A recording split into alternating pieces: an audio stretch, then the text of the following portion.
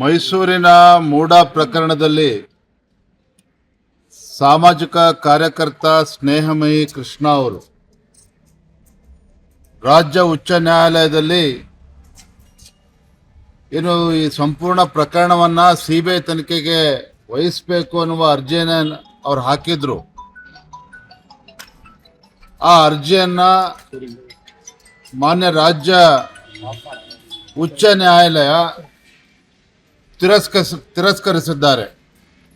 CBI ತನಿಖೆ ಕೋರಿರ್ತಕ್ಕಂಥ ಅರ್ಜಿಯನ್ನ ತಿರಸ್ಕರಿಸಿದ್ದಾರೆ. ಅದರ ಅರ್ಥ ಮುಖ್ಯಮಂತ್ರಿ ಸಿದ್ದರಾಮಯ್ಯನವರು ನಿರಪರಾಧಿ ಅಂತ ಹೈಕೋರ್ಟ್ ಹೇಳಿಲ್ಲ. ಸಿದ್ದರಾಮಯ್ಯನವರು ಮೂಡ ಪ್ರಕರಣದಲ್ಲಿ ಅವ್ರ ಮೇಲೆ ಆರೋಪ ಏನು ಬಂದಿದೆ, ಆರೋಪ ಮುಕ್ತರನ್ನಾಗೇನು ಹೈಕೋರ್ಟ್ ಮಾಡಿಲ್ಲ. ಸಿಬಿಐ ತನಿಖೆ ಕೊಡೋದಿಲ್ಲ ಅನ್ನುವ ತೀರ್ಪನ್ನ ರಾಜ್ಯ ಉಚ್ಚ ನ್ಯಾಯಾಲಯ ಹೇಳಿರ್ತಕ್ಕಂಥದ್ದು.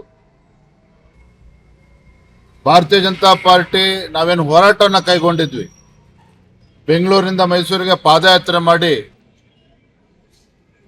ಮುಖ್ಯಮಂತ್ರಿಗಳು ಕುಟುಂಬ ಏನು ಸಿಲುಕಾಕೊಂಡಿತ್ತು ಮೈಸೂರಿನ ಮೂಡ ಹಗರಣದಲ್ಲಿ. ಆ ಹೋರಾಟಕ್ಕೂ ಕೂಡ ನಮಗೆ ಹಿನ್ನಡೆ ಆಗಿಲ್ಲ.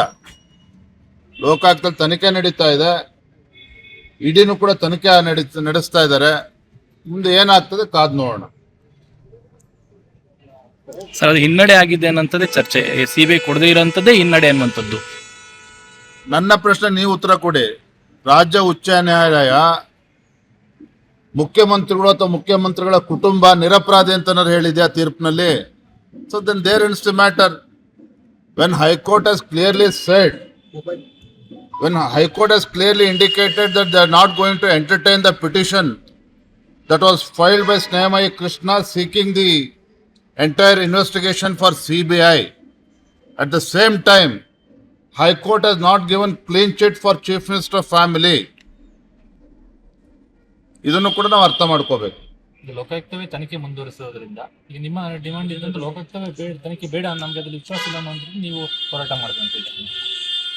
ನಾವು ಹೋರಾಟ ಮಾಡಿರ್ತಕ್ಕಂಥದ್ದು ಮೈಸೂರಿನ ಮೂಡ ಹಗರಣದಲ್ಲಿ ಮುಖ್ಯಮಂತ್ರಿಗಳ ಕುಟುಂಬ ಭಾಗಿಯಾಗಿದ್ದಾರೆ, ಸಾವಿರಾರು ಕೋಟಿ ಹಣ ಲೂಟಿಯಾಗಿದೆ ಅನ್ನುವ ಆರೋಪವನ್ನ ಮಾಡಿದ್ದೇವೆ.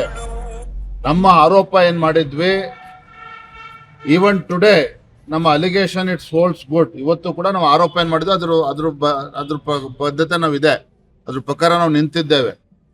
ಲೋಕಾಯುಕ್ತ ತನಿಖೆ ಮಾಡಿ ಏನ್ ರಿಪೋರ್ಟ್ ಕೊಡ್ತಾರೆ, ಯಾವ ರೀತಿ ತನಿಖೆ ನಡೀತಾ ಇದೆ ನೋಡೋಣ. ಬರೋದಿಂದಲೇ ಆ ರಿಪೋರ್ಟ್ ಬಂದ್ಮೇಲೆ ನಾವು ಮಾತನಾಡ್ತೇವೆ. ಈಗಾಗಲೇ ಲೋಕಾಯುಕ್ತದಲ್ಲೂ ಕೂಡ ಕೇವಲ ಅಧಿಕಾರಿಗಳಷ್ಟೇ ಶಾಮೀಲು, ಸಿದ್ದರಾಮಯ್ಯ ಹಾಗೆ ಅವ್ರ ಕುಟುಂಬ ಏನೆಲ್ಲ ಇದ್ರು ಪ್ರಮುಖರು ಅವರೆಲ್ಲರೂ ಕೂಡ ಬಚಾವಾಗುವಂತ ಸಾಧ್ಯತೆಗಳಿದೆ ಅಂತಕ್ಕಂಥ ಈಗಾಗಲೇ ಒಂದಷ್ಟು ಸುದ್ದಿಗಳು ಹರಿದಾಡ್ತಾ ಇದೆ.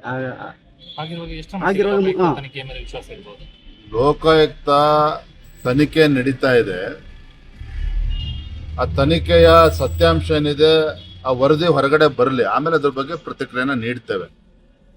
ಆದರೆ ಇವತ್ತಿನ ರಾಜ್ಯ ಉಚ್ಚ ನ್ಯಾಯಾಲಯದ ತೀರ್ಪು ಮುಖ್ಯಮಂತ್ರಿಗಳು ನಿರಪರಾಧಿ ಅಥವಾ ಮುಖ್ಯಮಂತ್ರಿಗಳ ಕುಟುಂಬ ನಿರಪರಾಧಿ ಅನ್ನೋ ಮಾತನ್ನು ಹೇಳಿಲ್ಲ. ಅಲ್ಟಿಮೇಟ್ಲಿ ಲೋಕಾಯುಕ್ತ ಏನು ವರದಿ ಕೊಡ್ತದೆ ಅದನ್ನ ಕಾದ್ ನೋಡೋಣ. ಅದರ ನಂತರ ನಾವು ಉತ್ತರವನ್ನು ನೀಡ್ತೇವೆ. ಕೇಸನ್ನು ಕೂಡ ಕಾಂಗ್ರೆಸ್ ಅವರು ದೊಡ್ಡದಾಗಿ ಅಸ್ತ್ರವನ್ನಾಗಿ ಮಾಡ್ಕೊಂಡಿದ್ರು, ಇವತ್ತು ರಿಲೀಫ್ ಸಿಕ್ಕಿದೆ. ಇದ್ರ ಬಗ್ಗೆ ತಮ್ಮ ನೋಡಿ, ರಾಜ್ಯ ಉಚ್ಚ ನ್ಯಾಯಾಲಯ ಯಡಿಯೂರಪ್ಪನವರ ವಿರುದ್ಧ ಇದ್ದಂತ ಪೋಕ್ಸೋ ಕೇಸ್ನಲ್ಲಿ ಏನು ಲೋಯರ್ ಕೋರ್ಟ್ ಒಂದು ಸಮನ್ಸ್ ಅನ್ನ ಇಶ್ಯೂ ಮಾಡಿತ್ತು, ಆ ಸಮನ್ಸ್ ಅನ್ನ ಸೆಟ್ ಅಸೈಡ್ ಮಾಡಿದೆ. ಯಾಕೆ ಅಂತ ಹೇಳಿದ್ರೆ ರಾಜ್ಯ ಉಚ್ಚ ನ್ಯಾಯಾಲಯದಲ್ಲಿ ಪರ ಮತ್ತು ವಿರೋಧ ಬಹಳ ದಿನಗಳ ಕಾಲ ವಾದಗಳು ನಡೆದಿದೆ ಹೈಕೋರ್ಟ್ನಲ್ಲಿ. ಸೊ ಇದರ ಆಧಾರದ ಮೇಲೆ ನಮ್ಮ ಅರ್ಜಿಯನ್ನು ಕೂಡ ಪುರಸ್ಕರಿಸಿ ಇವತ್ತು ಲೋಯರ್ ಕೋರ್ಟ್ ಏನು ಸಮನ್ಸ್ ಇಶ್ಯೂ ಮಾಡಿದ್ರು ಅದನ್ನು ಸೆಟ್ ಅಸೈಡ್ ಮಾಡಿ ಪರಿಶೀಲನೆ ಮಾಡಿ ಅನ್ನುವ ಅರ್ಥದಲ್ಲಿ ಇವತ್ತು ಒಂದು ನಿರ್ದೇಶನವನ್ನು ರಾಜ್ಯ ಉಚ್ಚ ನ್ಯಾಯಾಲಯ ನೀಡಿದೆ.